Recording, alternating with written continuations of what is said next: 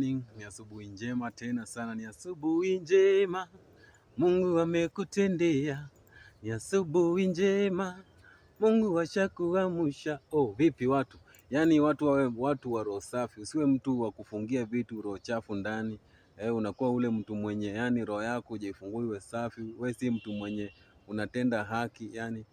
Kuwa mtu mwenye uko sawa, Mungu naye akubariki, akuweke viwango ile unastahili. Ile kiwango yenye uko si ile kiwango unastahili kukua. Hebu jiangalie roho yako, ujiulize uko roho safi, unaonea mwingine vibaya ama unaonea mwingine vizuri Kuwa mtu mwenye uko roho mzuri na Mungu anakufungulia njia zako zinakuwa sambamba. Ama vipi watu wa nguvu?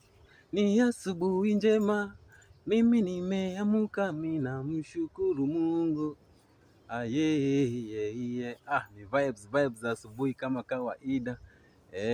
Ni support bana, unanifollow hapa TikTok, unanisubscribia pale YouTube, alafu mambo inakuwa sawa. Fungua roho yako safi, na kama uko na roho safi onyesha tu kwa kulike hapo hivyo, alafu inakuwa ni support ingine ya nguvu. Ama vipi?